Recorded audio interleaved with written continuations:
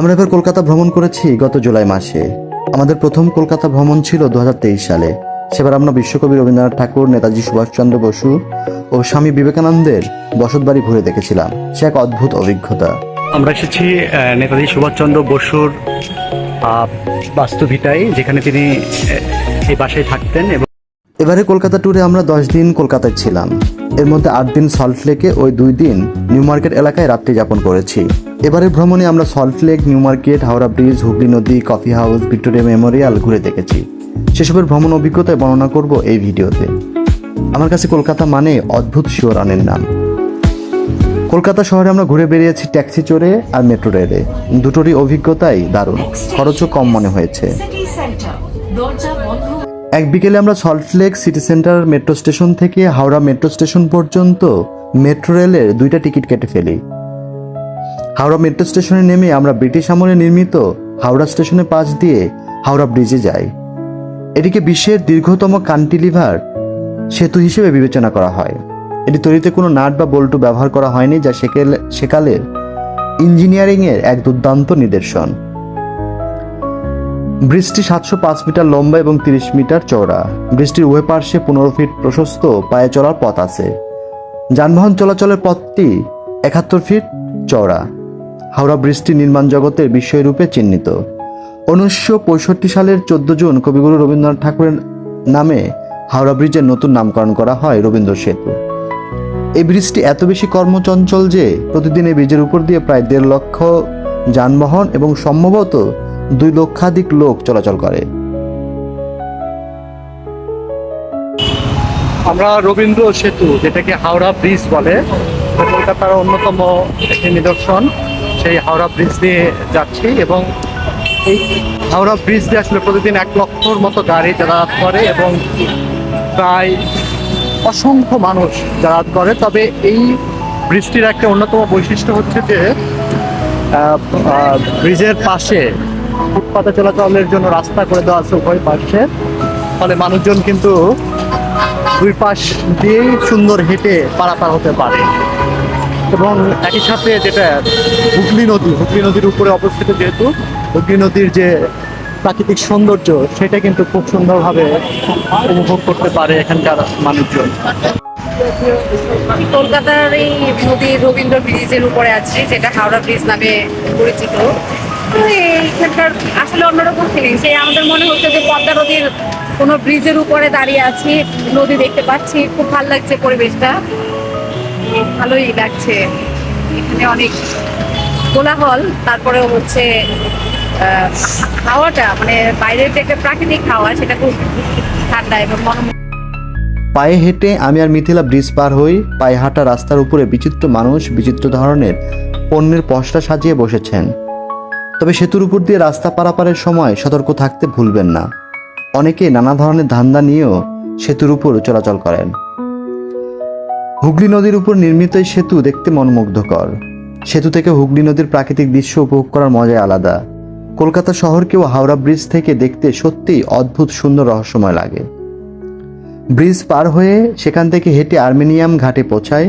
হেঁটে যেতে যেতে দেখি সড়কের ধারে একটি বাজারে নানা প্রজাতির ফুল বিক্রি হচ্ছে। মিথিলা ফুল দেখে দাঁড়িয়ে পড়ল। তারপর সেখান থেকে কিনল জুঁই ফুল। সাদা জুঁই ফুল গন্ধ মোহনীয় করে তুলেছে চারপাশ। এরপর মিথিলা জুঁই ফুল কিনে হাতে জড়ালো। আর্মেনিয়াম ঘাট থেকে আমি আর মিথিলা 6 রুপির 2টা টিকিট কেটে উঠে বসলাম স্টিমারে। আমরা 6 টাকা দিয়ে, মাত্র 6 টাকা দিয়ে টিকিট কাটলাম। আমরা এখন এই হুগলি নদীর উপরে যে জাহাজ রয়েছে, হুগলি নদীর উপর দিয়ে চলাচল করে, এই পার থেকে ওপারে আমরা যাব। 6 টাকা দিয়ে পার হব। আমরা এখন আর্মেনিয়াম ফেরিঘাট, এই ফেরিঘাট থেকে ফেরিতে চড়ে পার হব। এপার থেকে আমরা যাব ওপারে, এটা হুগলি নদী। এই হুগলি নদী পার হবার দূরে দেখা যাচ্ছে যেটা হচ্ছে হাওড়া ব্রিজ।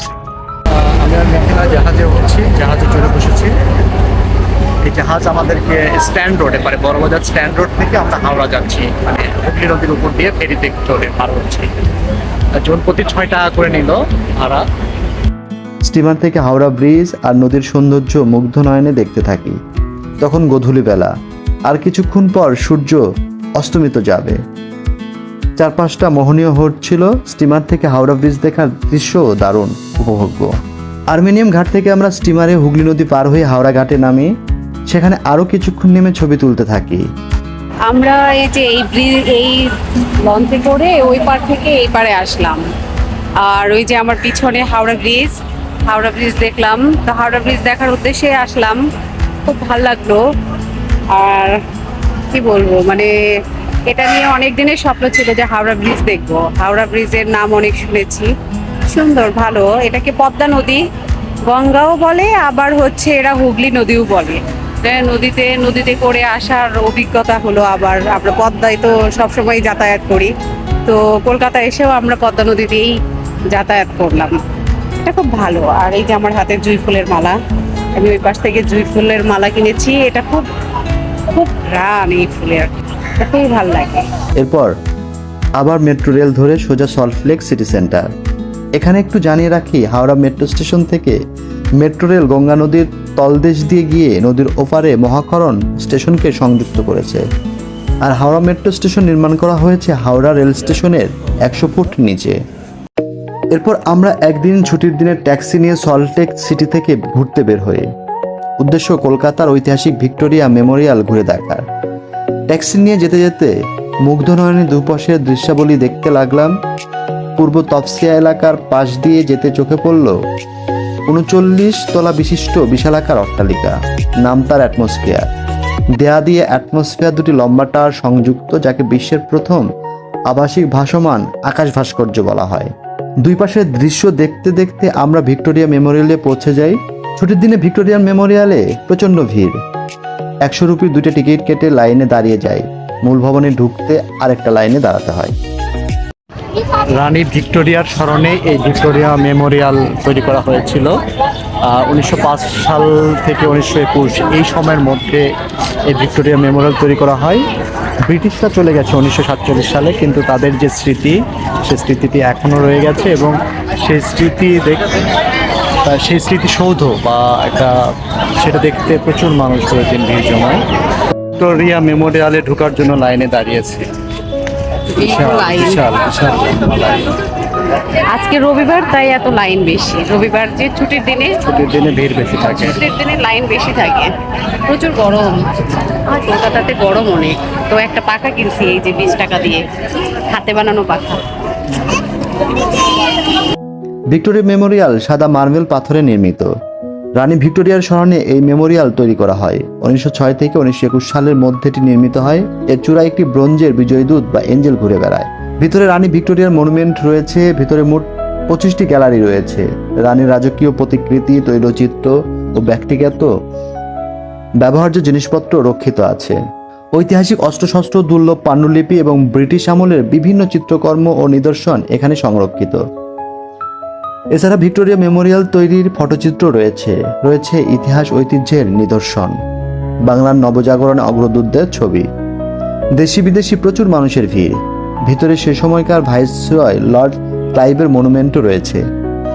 ভারতীয়দের জন্য 50 টাকা করে টিকিট, আর যারা সার্কভুক্ত দেশগুলো রয়েছে তাদের জন্য 100 টাকা করে টিকিট। আমরা 2টা টিকিট কেটেছি 100-200 টাকা দিয়ে।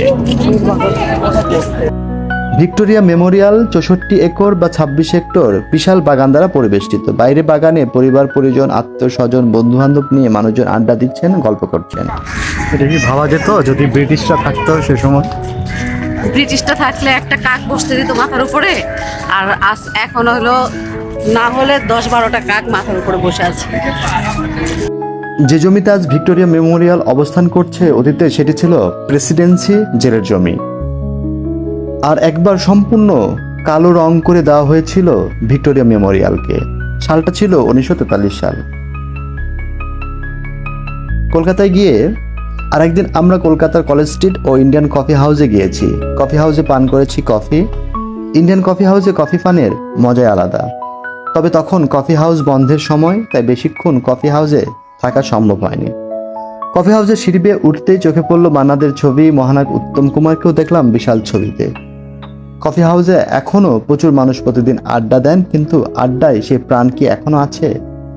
কলেজ স্ট্রিটে ঈশ্বরচন্দ্র বিদ্যাসাগরের স্মৃতি বিজড়িত সংস্কৃত কলেজে অল্প সময়ের জন্য ঢুকেছিলাম। গা শিউরে ওঠার মতো ব্যাপার। ঈশ্বরচন্দ্র বিদ্যাসাগর এই কলেজে পড়েছেন এবং পড়িয়েছেন। পাশে রয়েছে প্রেসিডেন্সি কলেজ, যা হিন্দু কলেজ নামে পরিচিত ছিল বেশি। আমরা এখন নিউ মার্কেট এলাকায়, কলকাতার নিউ মার্কেট এলাকায় রয়েছি। এখানে বৃষ্টি হচ্ছে, আসলে বৃষ্টিতে আমরা বলা যায় যে অনেকক্ষণ দীর্ঘ সময় আটকা পড়েছিলাম, প্রায় ঘন্টাখানিক আটকা পড়েছিলাম। এরপরে এখন কিছুটা বৃষ্টি কম, এই জন্য আমরা বের হলাম। নিউ মার্কেট এলাকা কলকাতার আরেক বিস্ময়কর এলাকা। এখানে এমন কোনো জিনিস নেই মনে হয় কিনতে পাওয়া যায় না, আবার দামও বেশ সস্তা। এজন্য বাংলাদেশিরা কলকাতায় এলে একবার নিউ মার্কেটে ঢু মারবেই। জিনিসপত্র কিনতে এক দোকান থেকে আরেক দোকানে ঘুরতে থাকে। আমরা যে 2 দিন নিউ মার্কেট এলাকায় ছিলাম, পুরো দিনটুকুই আমরা নিউ মার্কেটে ঘুরে ও কেনাকাটা করে কাটিয়েছি। আমরা এক দোকান থেকে আরেক দোকানে ঘুরে বেরিয়েছি। এত দোকান যে গুণে শেষ করা যায় না। এই সময় প্রচুর বাংলাদেশিদের সাথেও আমাদের দেখা হয়েছে। দোকানের একদিকে ঢুকে আর বের হতে পারছি না, যে কোন দিক দিয়ে আসলে বের হব।